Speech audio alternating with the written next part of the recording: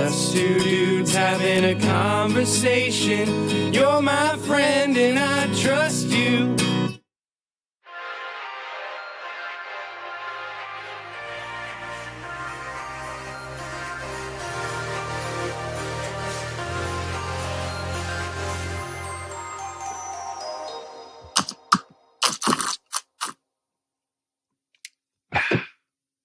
It's also very on brand to be drinking that out of a mason jar. Dude, these mason jars were like the best purchase I've ever made in my entire adult life.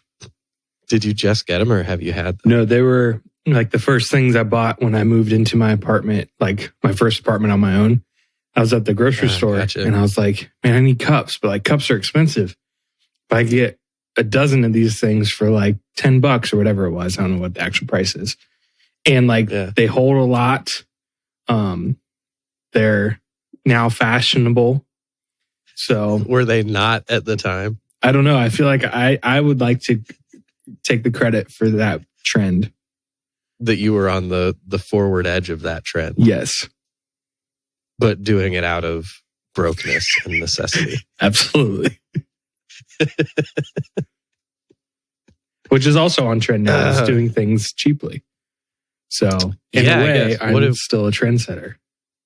What have you seen been doing cheaply lately?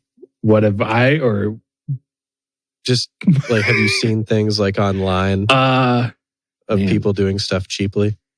I've seen like how people are doing like birthdays and stuff because you have to be like, you can't go out and do stuff. So like doing like kind of creative things inside.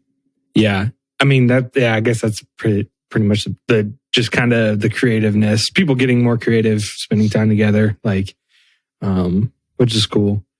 I have been off Facebook still, so, and actually, hey, good for you. I've been kind of limiting. Like, I haven't done much on social media in general. Like, I posted a few pictures on Instagram, but like, I'm not spending nearly as much time as I was just since I deleted Facebook. But even like, have you been off Twitter a lot as well? Yeah, for the most part. Like I'll check it once or twice a day, just like to see news about the COVID stuff. But I've taught myself not to look at the comments, the replies. Good. Because that's where I get mad.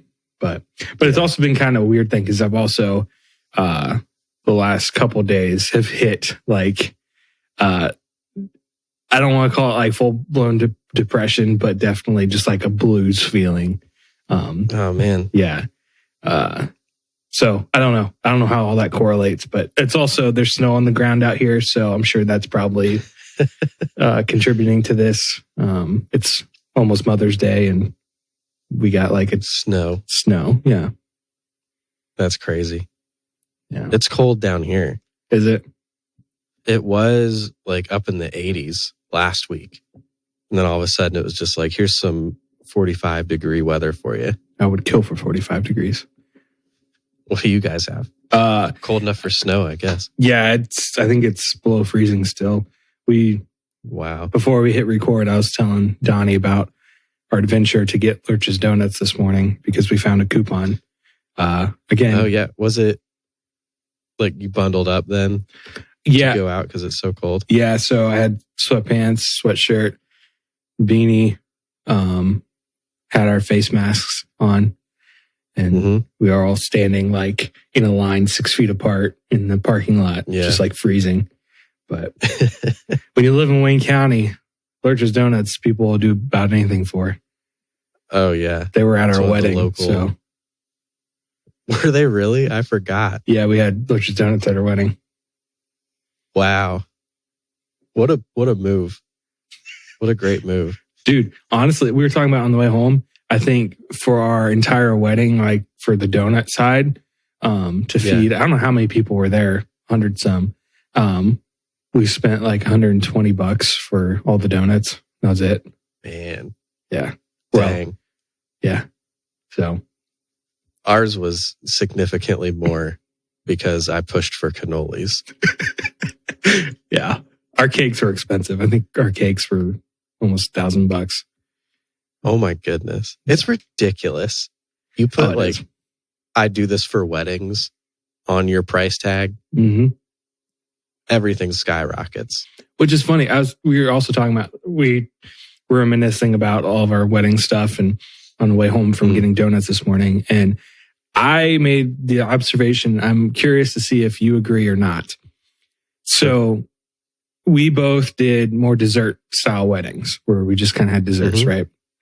Mm-hmm. I feel like you can get a much higher quality dessert wedding for cheaper than you can do a full-blown meal that's not really that great for more expensive, because I feel like the market for catering, you have the very high end that does weddings and large gatherings very well.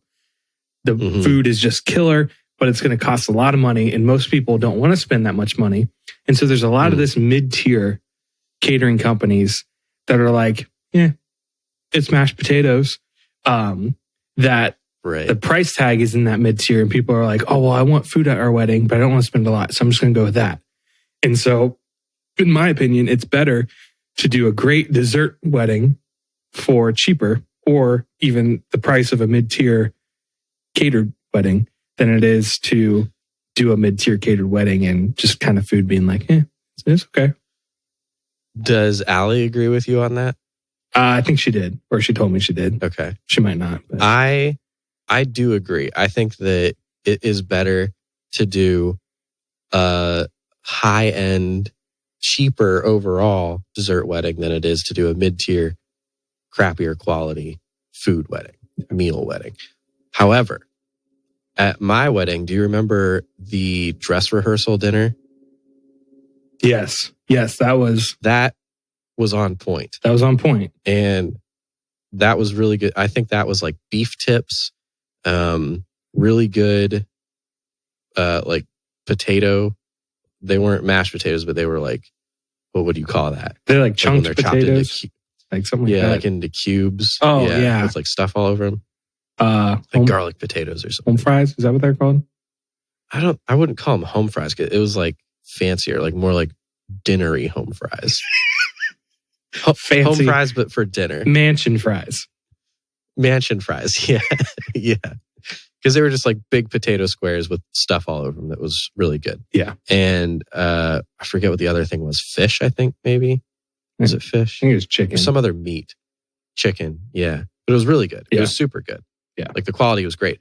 But I don't think that was all that expensive. One, because it was a smaller group. There was only 30 some people, I think. Yeah. So I know my mom booked that catering company. So I think that because it was a smaller group, I don't know if it was a high-end catering company or not, but they set up and they tore down. Yeah, which is really nice stuff. So yeah, which was great. But that was super good. So assuming that was a mid-tier catering company, because I don't know. I was going to say because we're from Ohio, but there has to be exorbitant catering companies everywhere. Yeah. So, but yeah, assuming that was like a mid-tier, that was super good. Yeah, sure. But had we been catering the whole wedding with that company, that might have been super expensive. Yeah. So, yeah. I've been to weddings. I've been to your wedding and my wedding, which both of us had higher end desserts, which were super good. Me a little bit more than you because I had cannolis at mine. And then I've also been to weddings with mid-tier food that just kind of sucks. And it's just kind of a bummer. Mm-hmm. Like you're like, I'm hungry. I want to eat. I guess I'll eat this because it's the only option. Right. Even though it's not that great. So yeah, I would totally agree.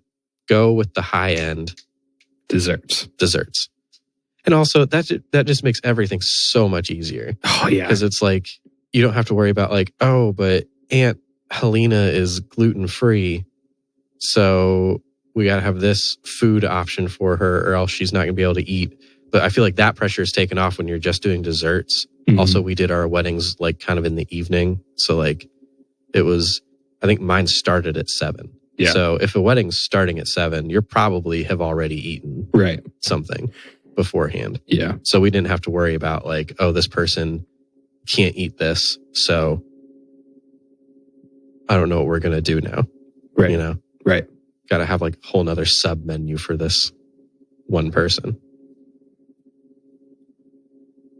Glad we got the wedding catering opinions in stone.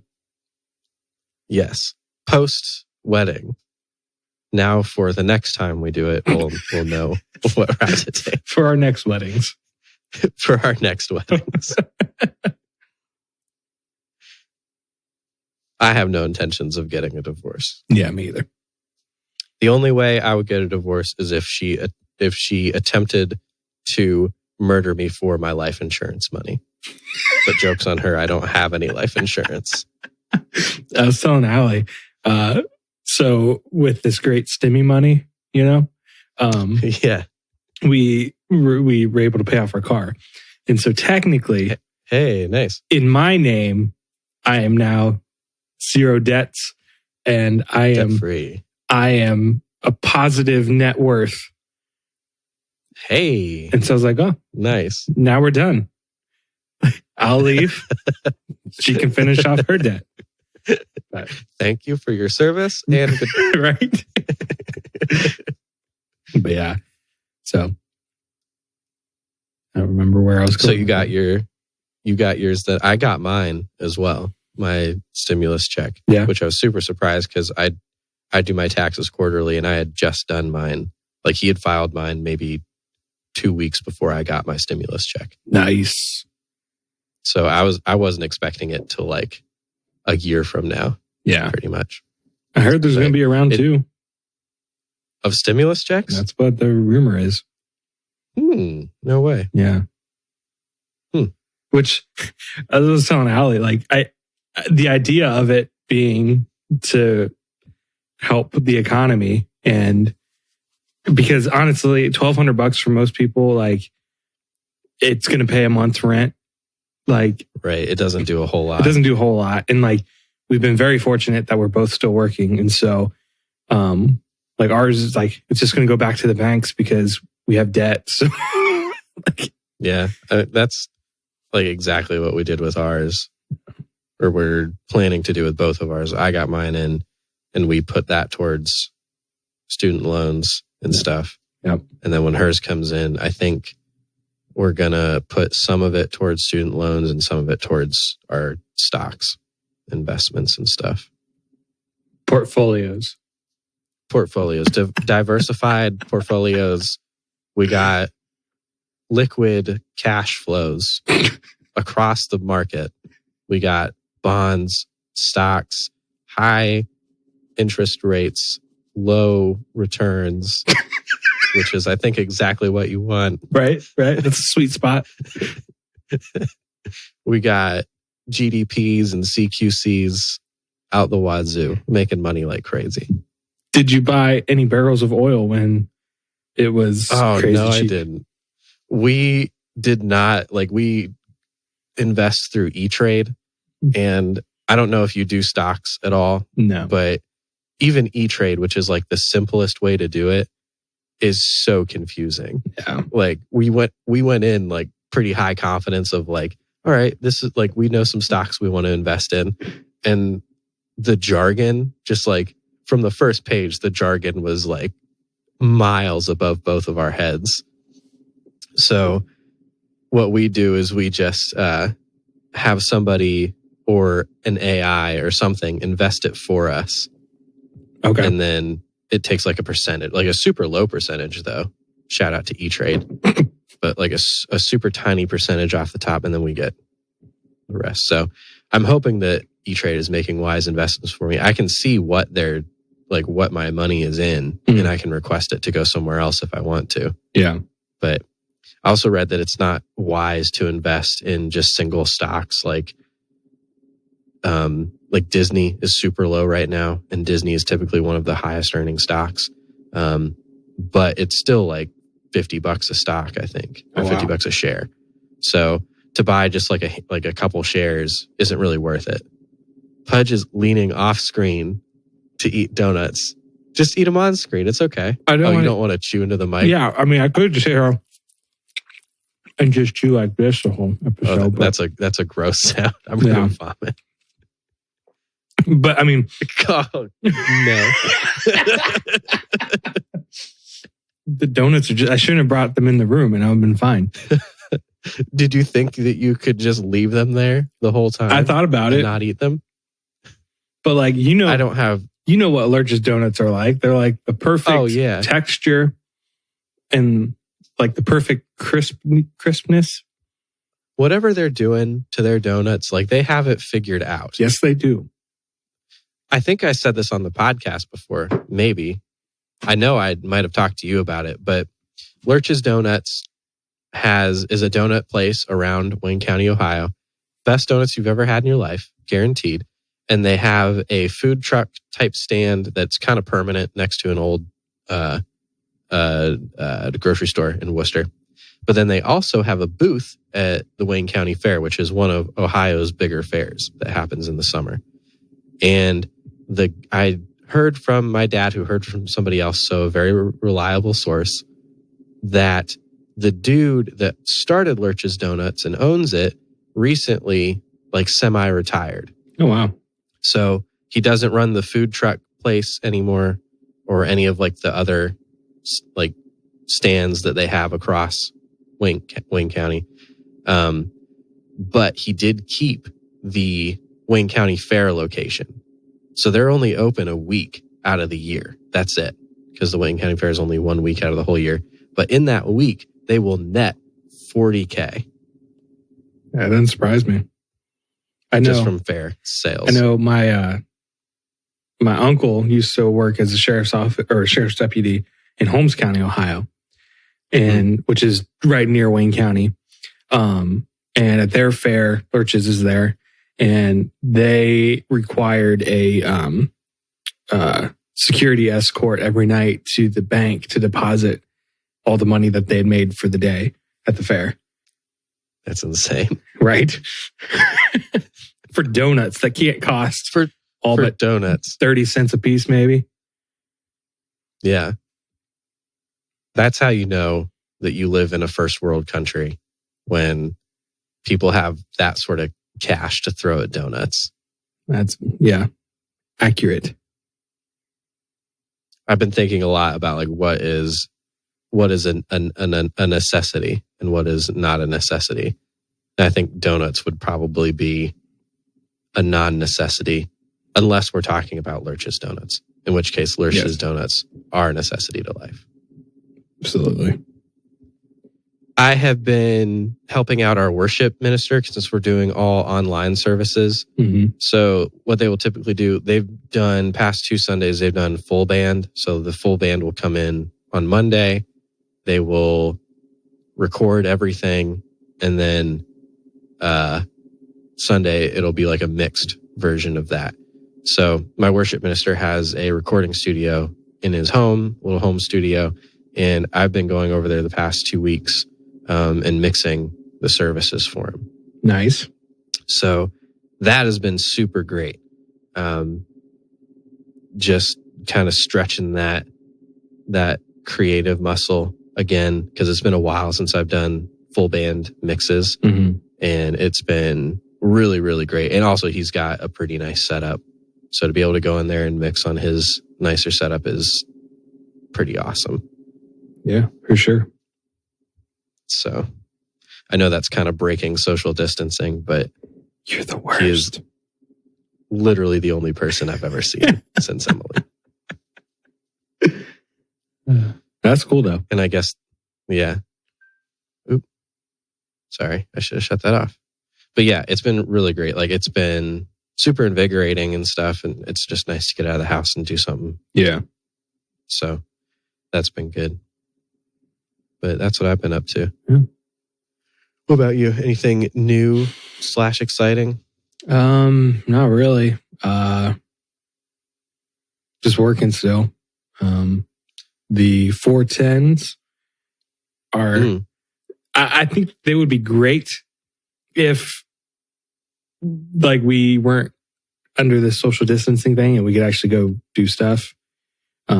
Because now it's just like, it's starting to wear on me, like 4:30 every morning, Monday through Thursday. And then you're not off. I'm not home till 5 something.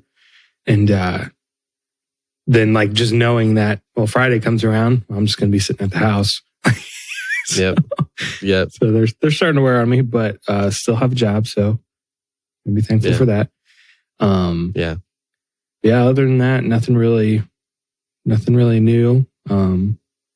Besides the fact that, go ahead. Sorry, go ahead. Finish that thought. I was going to say, besides the fact that it's snowing and I mowed my grass in shorts at the beginning of the week. So you can still mow your grass in shorts. I can, yes. I'll mow the snow off the grass.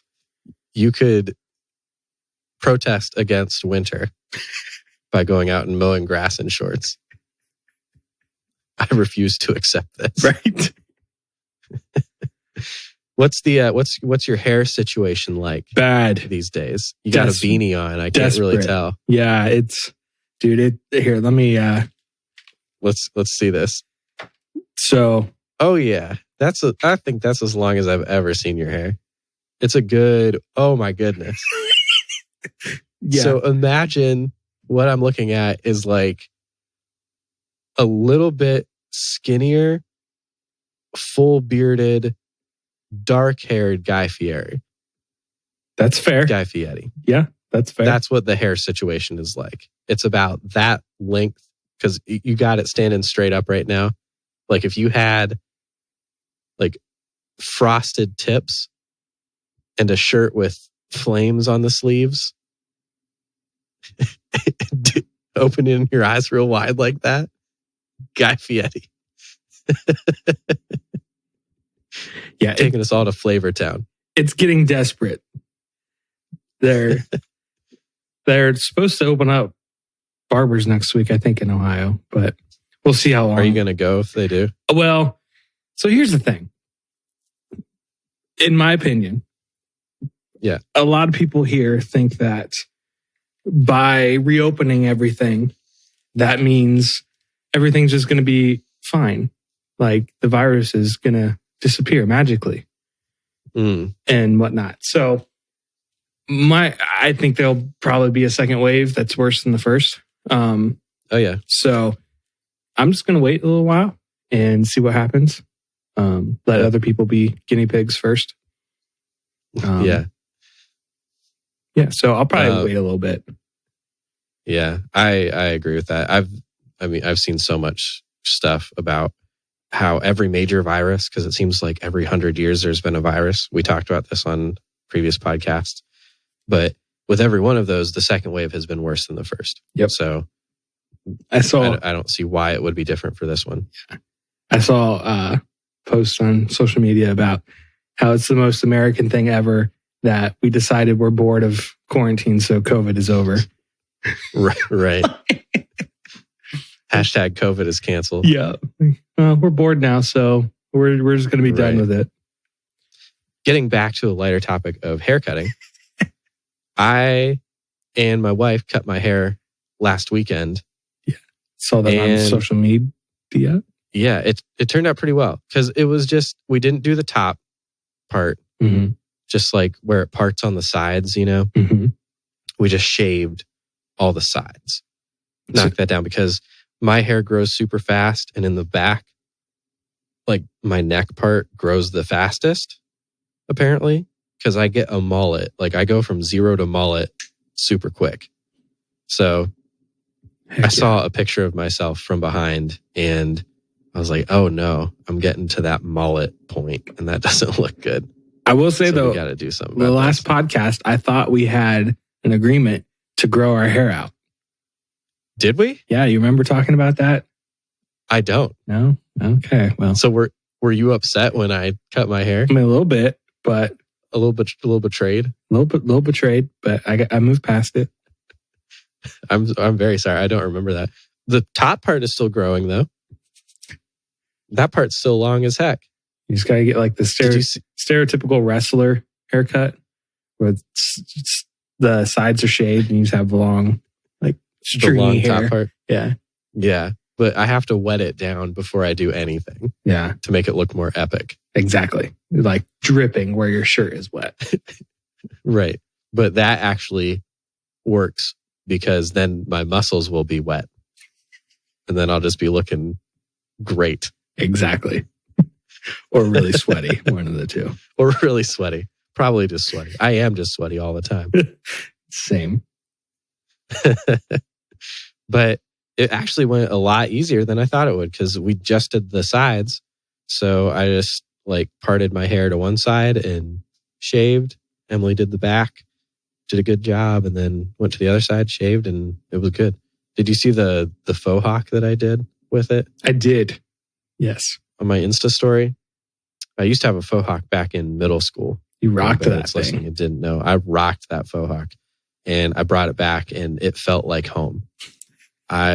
This is right. It felt very right. It felt like coming back into form. And if it wasn't so much work, I think I might just bring it back permanently. Yeah. But also in middle school, like I was so anal about it. Like it had to be every single hair was perfect in line. And if any hair got out of place, I felt like I looked stupid, which is ironic because I looked stupid with the faux hawk to begin with. But this time I just put it up quick into a faux hawk just to see what it would look like because it's tall and stuff. And it was like a messy faux hawk. And I was like, that's how I should have been doing it because that looks awesome. That looks super cool. So I would be way less particular about it if I did it again. Yeah. But it's so much work and maintenance. And then you got to like find a product that lasts for the whole day. And like I had to hairspray it. And people would constantly make fun of me for using my mom's hairspray. That's how I kind of feel about my beard sometimes. Not that I have to hairspray it, but that it's real extra. Yeah. Just to have a beard. Yeah. At least one that makes me not look homeless. Yeah. One that's like well maintained. Yeah. Because you gotta like blow dry it and basically you're straightening it to keep it untangled. Because if I don't, like my beard is like almost a good inch shorter, it feels like, because it's all just like Really? mangled up inside itself. Gross. Yeah. So I need to get like a beard shampoo or a beard conditioner because I scratched my chin the other day and like had a whole bunch of dander come out of there. You ever had that? in the wintertime, sometimes I'll get that. Dry beard? Yeah. But I know if you overwash it, you can do like that can also happen. Because like you're taking away all the natural oils that don't dry it out. I don't know. Let me ask you this. How often do you wash your hair? Oh, do I wash my hair? Yeah. So I used to do every day. And then I now depends on like what I do during the day. Like if, for instance, like I burn stuff at work, which we're not supposed to do, but they tell me to. So if there's like a day where the wind's blowing at me and I get all smoky, I'll wash everything because like I come home and I just smell like a campfire, which I like, but my wife doesn't prefer. So it's nice, but it's not nice to wake up and smell yourself. It's like smelling like a campfire, like stale fire. Yeah. The next morning, campfire smell is not good.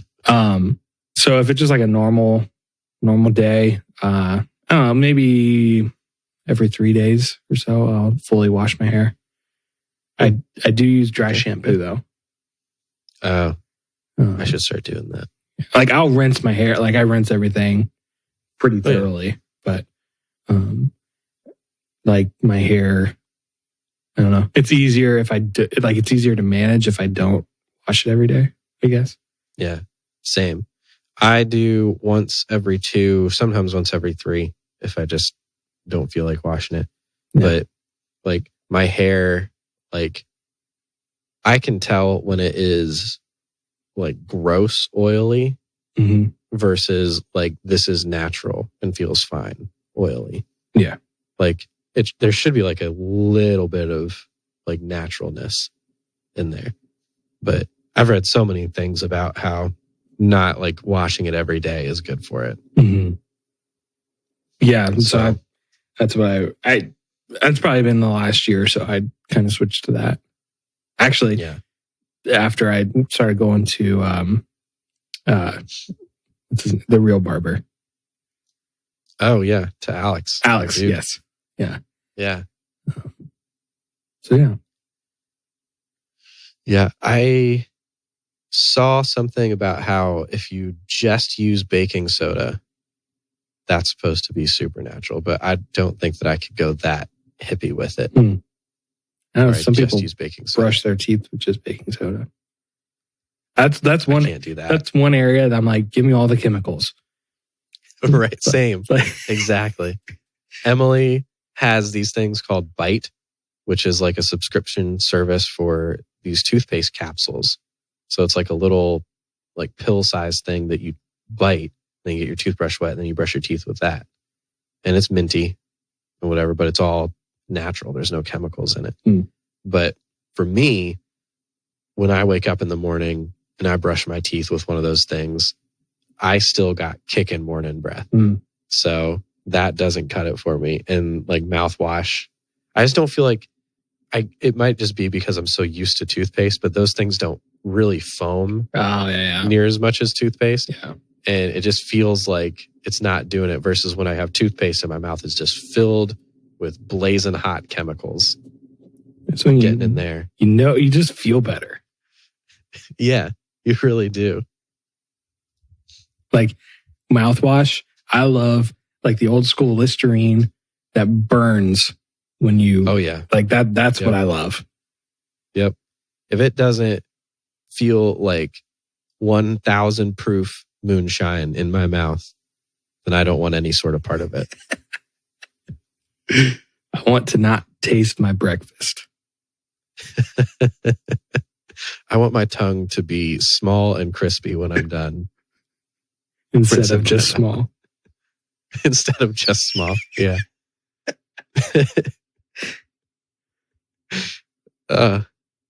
We got tied tongues.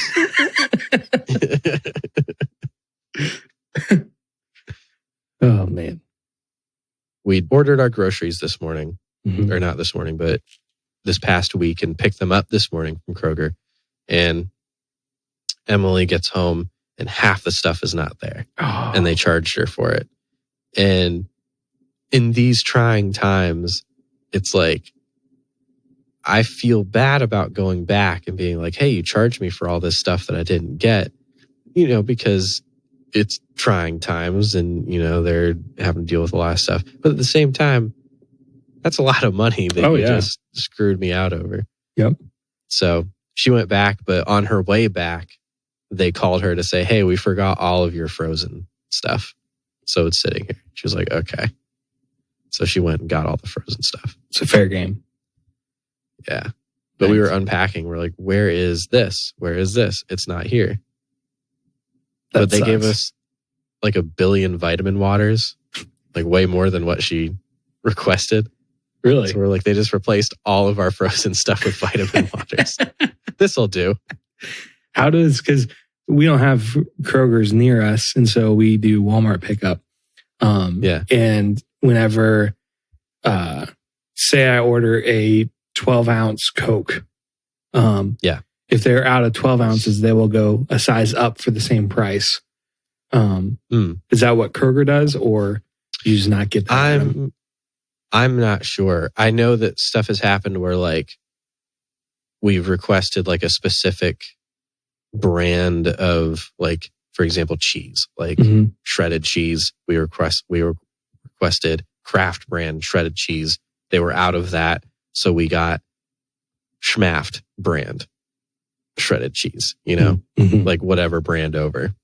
So I know that they'll do like brand replacements. I don't know about size replacements. Okay.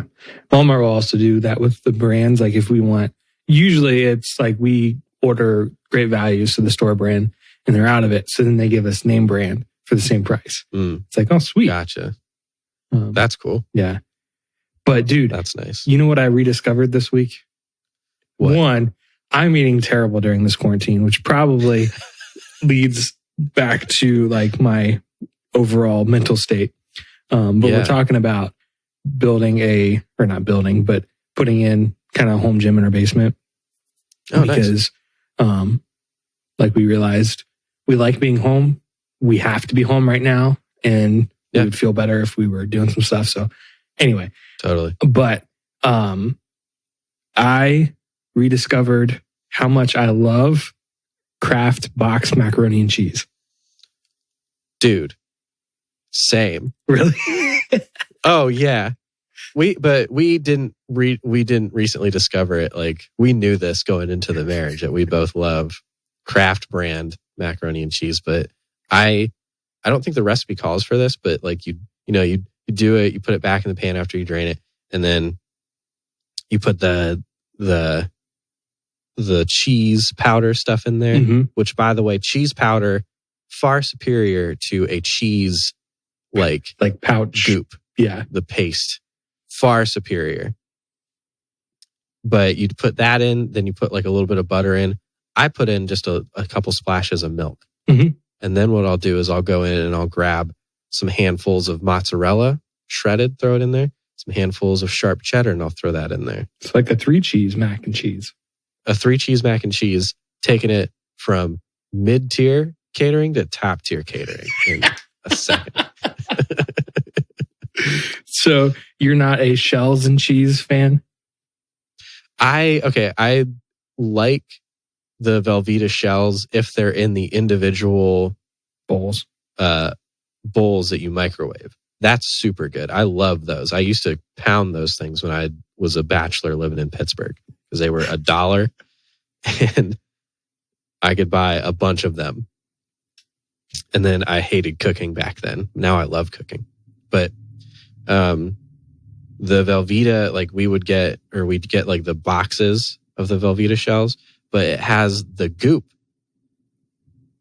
And I don't like the goop. Well, the Velveeta bowls, they have the goop too, but I think there's just like a difference in quality for some reason where you have to, the box, you boil it, you do it all the same as you would Kraft, but it's just different. It's not quite as good. That's if fair. You're looking for the top of the game, professional mac and cheese, you want to go with Kraft boxed mac and cheese. You know what I made yesterday? So what's that? Like I said, I'm off on Friday, so I'm home. Allie's still working at home. And so yesterday I made lunch. I went up to the gas station and bought a single bottle of Budweiser, and I boiled hot dogs in it. Ooh. Yeah. Some beer battered hot dogs. And then I made Kraft macaroni and cheese. And we had hot dogs and mac and cheese. And time out. Really quick. Yeah. Did you chop up the hot dogs and put it in the mac and cheese? Dude, we used to do that as kids, and I love that. Allie thinks it's weird. Can't stand it. Why? You're a psychopath for that. No, it's so good. Yeah. And the cheaper quality of hot dog, the better.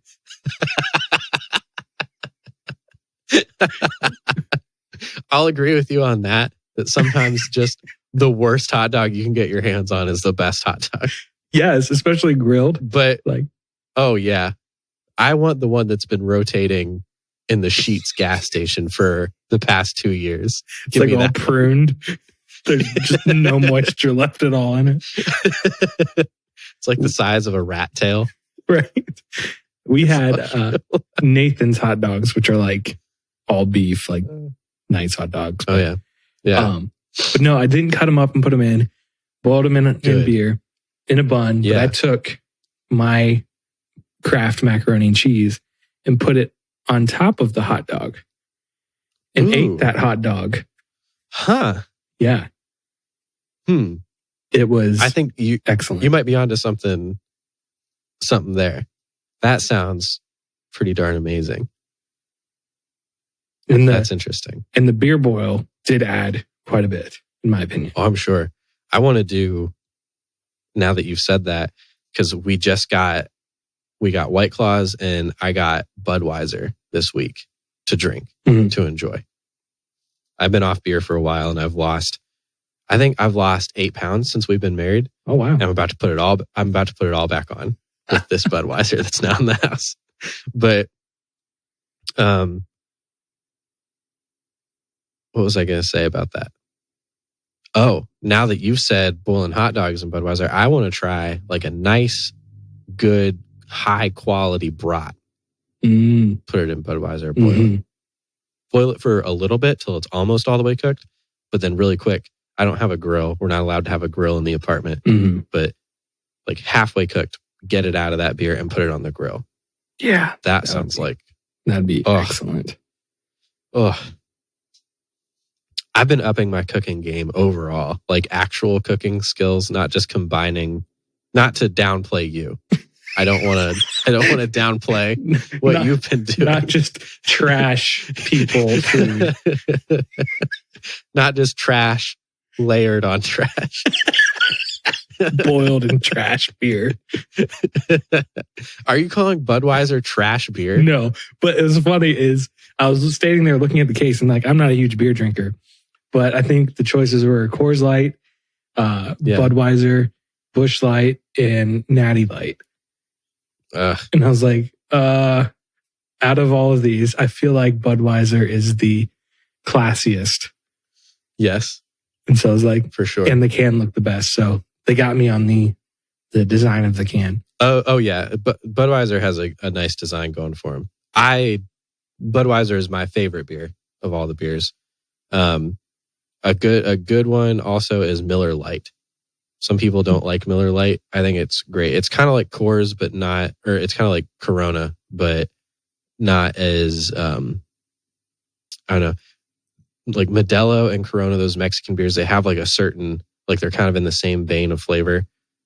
Miller is close, but it's a little bit different. Not to get into a deep discussion about the kinds of beers on this podcast. Let's just turn into a nothing but brews podcast. Brews and Bros podcast. Brews and Bros with one guy who will drink it okay, but is indifferent. Indifferent.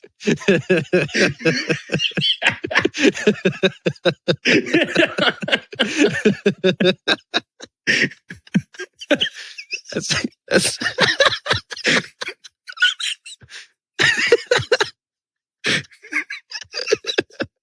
That's actually a hilarious concept for a podcast.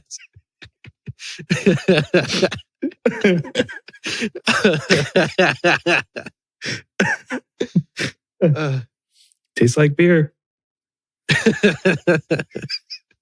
No. But it's brewed in America, so there's a little bit different, like robustness. I can care less. Oaky afterbirth.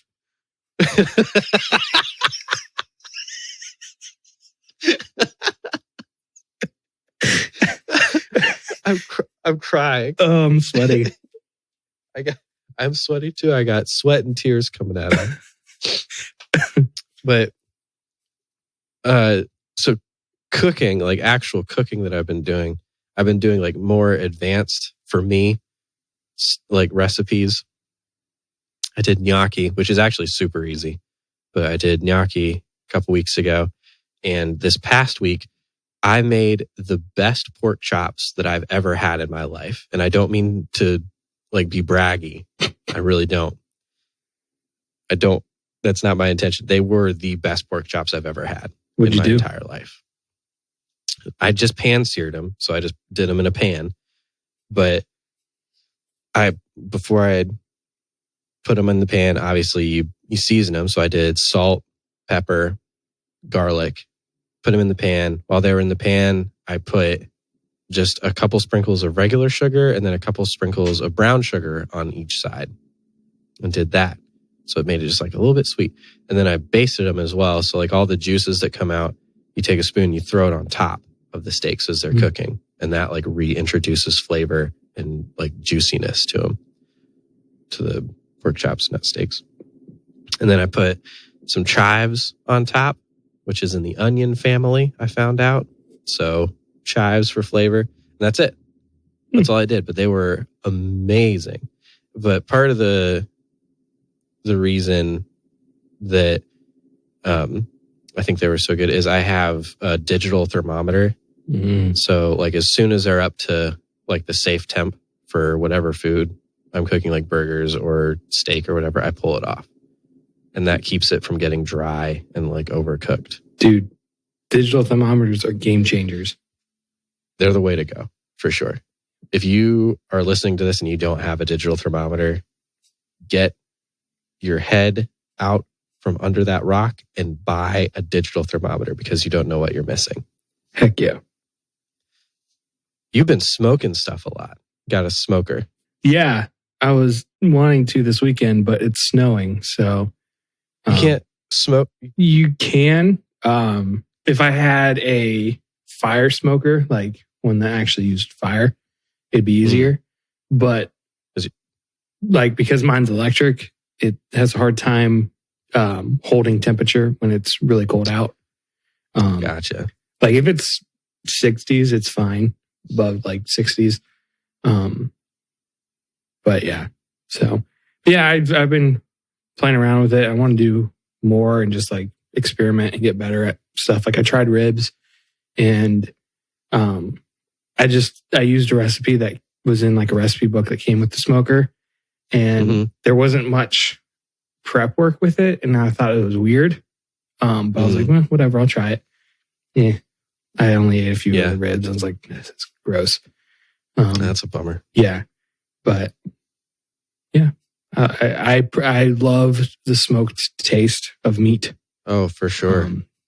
Eventually I want to get like a, where they Traeger grills. Smokers. I think Traeger is like one of the highest end grill and smoker you can buy. Love that. But that you get like the pellets. Get like the pellets from that. Mwah. Some cedar smoked. Yeah, I think that'd be good. Or applewood smoked. I think applewood is the most common because it tastes good. I use a lot of hickory. Don't use walnut because walnut is a irritant. So like whenever I'm in the wood shop and I'm using walnut and it's kicking up a lot of sawdust that is walnut, I get real sneezy and it like makes my eyes water and stuff and nose itch because it is an irritant. So I can only imagine if you smoked something with walnut that you would be somewhat allergic to that food. Get some walnut, throw some poison ivy leaves on there. Poison maple. Is that a thing? Poison sumac? Poison sumac. That is the most underrated of poison plants. Yeah? No one's talking about poison sumac. Oh, dude, how have we not talked about the killer bees or killer hornets? Oh.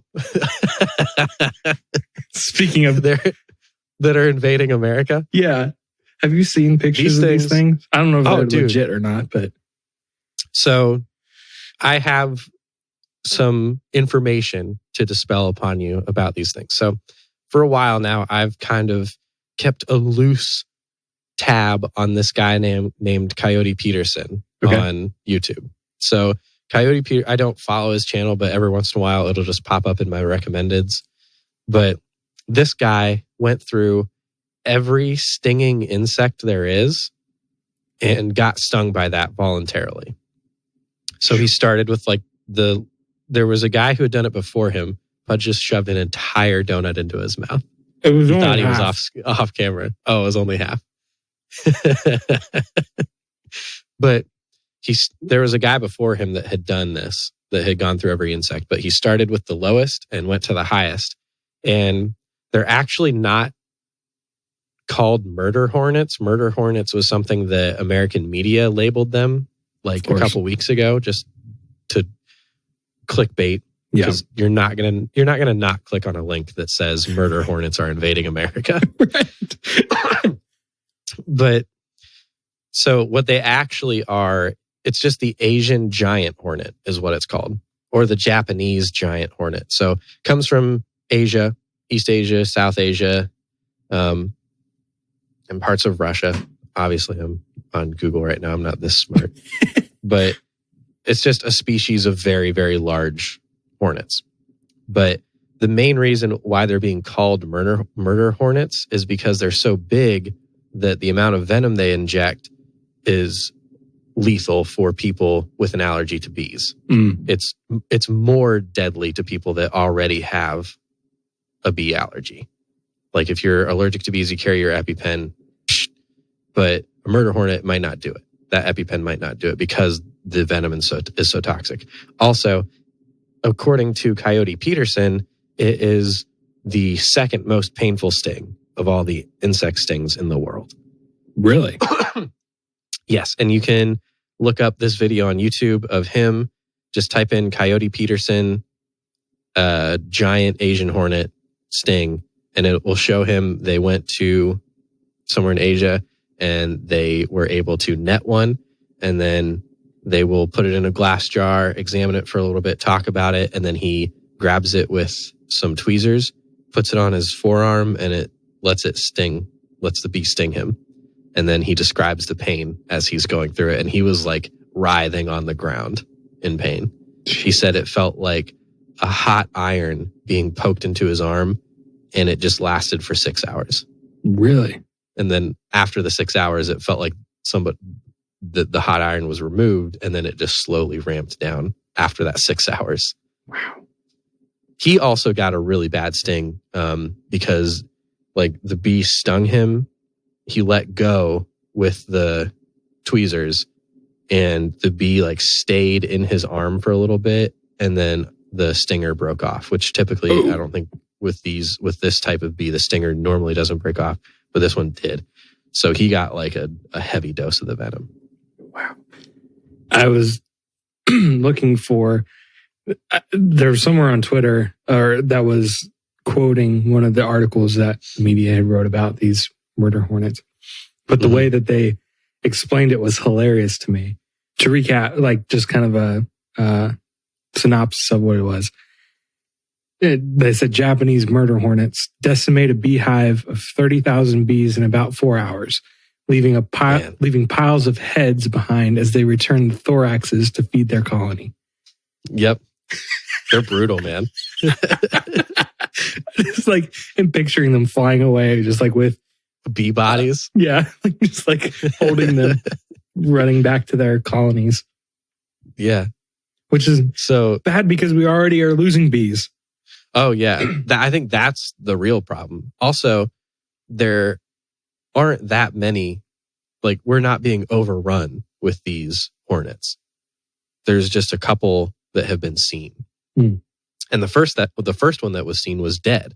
It was brought over on like a cargo carrier into Washington State. And like that stuff happens all the time. We get random insects off cargo carriers, especially if we're bringing over fruit or food or something. True. It just happens. You can't prevent that. So we get random insects that are not indigenous to America here all the time because of that sort of stuff. But this one, the very first one was seen, cargo carrier, dead. So, but there have been a couple more seen since then. If you're panicking about we're in a virus, also now there's murder hornets, you don't have to be panicking about that because we're not going to be overrun by murder hornets. And if you do, just pray that it's a quick death. Pray that they fly up your nose and just sting you in the brain. You're dead. If you haven't seen a picture of one of these things, they are nasty looking. They're massive. They're about 2 inches long with a wingspan of about 3 inches. And they are incredibly loud when they fly. Like a buzz times 20 of a normal bee because they're just so massive. So they look menacing. They sound menacing. And if they sting you, it's painful as all get out. So if you see one, be afraid. But until you see one, you don't need to worry. 2020 is a heck of a year. Right. But you're for sure going to hear it coming before you see it. You'll just hear like a little mini helicopter coming at you. Well, I'm glad we have an educated opinion. It is secondhand information that I'm remembering from a YouTube video, which has gotten me in trouble many times before. So, but you can feel free to fact check me on all those facts. Carol. And if I'm wrong, let me know. Yeah, Carol, let me know. What are you thinking? You want to wrap this bird up? Let's wrap it up. All right. Well, thank you all for listening to this podcast. We're slowly losing our minds, going a little bit more insane day by day. A little bit. I just want it to be over. I am of that. Like we talked about, like, I'm done with quarantine. We're done. I'm definitely there. I'm still being responsible. I'm not going to go out and start going to spring break. Yeah. With 1,000 homies in Myrtle Beach, but I'm definitely of the, like, to the point where I'm like, I'm very much done with this. Samesies. But in the meantime, hopefully we've provided you with some content that alleviates the monotony. That maybe, I know that we talked about the virus a little bit, but I think in the future we might try to steer away from virus related stuff, at least getting too dark about it, because I don't want to be a conduit for sadness. No way. I want to be a source of joy, a temporary joy within your lives.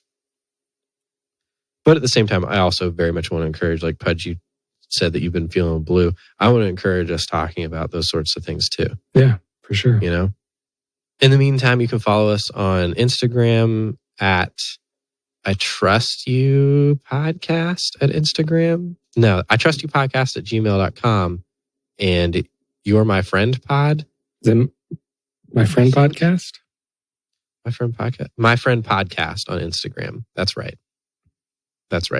I Trust You Podcast at gmail.com. Please email us in. Talk to us. Have a conversation with us. You're not doing anything else.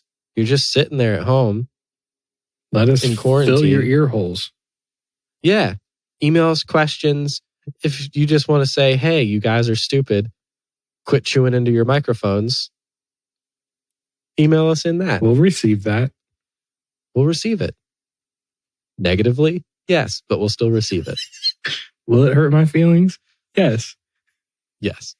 But we'll read it. And we'll read it on air, is the thing. Well, I did, for real this time, learn the outro on the harmonica. Wow. I spent a lot of time on it this week. I didn't get any work done during the week for my actual job because I was focused on this. I learned about like breaths and false notes and breath control and like how to like position my tongue to get certain notes. And like a problem I was having was playing multiple notes at the same time. And it's really hard not to do that on a harmonica, but I'd learned how with like lip technique and tongue technique. So this is going to be the accumulation of a week's worth of heavy practice, about 2 to 7 hours a day practicing the harmonica. Better be To impressed. learn this outro. All right.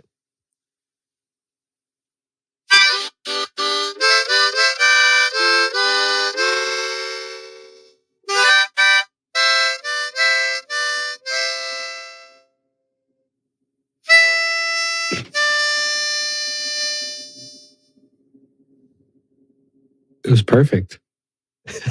Thanks, man.